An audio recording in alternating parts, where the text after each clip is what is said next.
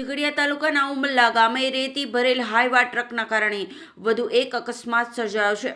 રેતી ભરેલા ભારે વાહનો બેફામ રીતે દોડતા હોવાથી અવારનવાર અકસ્માતોની ઘટનાઓ બની રહી છે, જેને લઈ સ્થાનિકો ભારે પરેશાન છે। ત્યારે આજ રોજ પાણીથા તરફથી રેતી ભરેલ હાઈવા ટ્રક ઉમલ્લા 4 રસ્તા તરફ જઈ રહી હતી। એ દરમિયાન ઉમલ્લા ગામમાં રેલવે ફાટક નજીક આવેલ દુકાનદારોની બહાર પાર્ક કરેલી એક એક્ટિવા અને એક બાઇકને ટ્રક ચાલકે અડફેટમાં લેતા બંને વાહનોનો કચ્ચરઘાણ વળી જતા ભારે નુકસાન થયું હતું।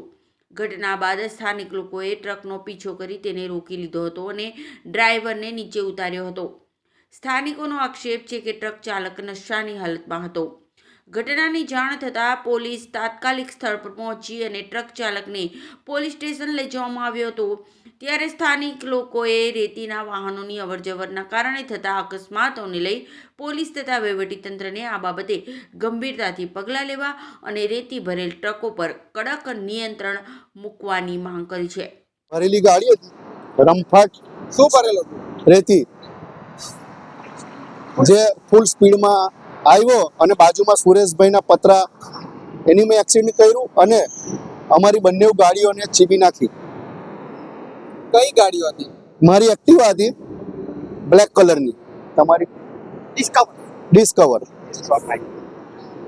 તો આ રોજ વારંવાર આ પ્રમાણે થાય છે, તો ટ્રાફિક કંટ્રોલ કરવા નમ્ર વિનંતી।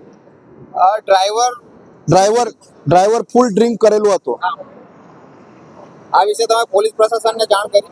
પોલીસ પ્રશાસનને અત્યારે અમે જઈએ છીએ। અગાઉ બી આવી બધી ઘટનાઓ બનતી રહી છે, શું કહેશો? હવે સાહેબ જેને આપણે જેને થાય જેની કોથળી જાય તેને ખબર પડે એમ, પણ પ્રશાસને કાર્યવાહી કરી અને થોડો રાહત આપવી જોઈએ, રસ્તો બહારથી રાખવો જોઈએ। પબ્લિકને બહુ પરેશાની થાય છે। આમાં કોઈ વ્યક્તિને ઈજાઓ કે એવું કઈ થયું છે? ના, ઈજાઓ કોઈને કઈ થઈ નથી। હું દુકાનમાં બેઠો હતો, ગાડી સાઈડમાં પાર્ક હતી અને ડ્રાઈવર રમફાટ ચલવીને આવતો હતો અને પીધેલો હતો ડ્રાઈવર। નામ જગદીશ રમણલાલ શાહ। મારી દુકાનની બારણામાં મેં મારી પોતાની ગાડી પાર્ક કરેલી હતી ભીતને અડતીને, અને ડ્રાઈવર બેફામ આવતો હતો રેતી ભરીને ગળી, અને બાજુની અંદર સુરેશભાઈની દુકાન હતી, એના પતરા બી તોડ નાખ્યા અને મારી ગાડી અને મિતેશભાઈની ગાડી બંને અંદરથી હતી, રોડની બિલકુલ નીચે, તો પણ બંને ગાડીઓને અથાડીને જતો રહ્યો છે। અને પછી આગળ ફાટક કને ઊભો રહ્યો અને ડ્રાઈવર બિલકુલ ડ્રિંકિંગ હતો, એટલે ઉતરતા એને વાલ લાગી એમ, એટલે ગબડી પડ્યો હતો।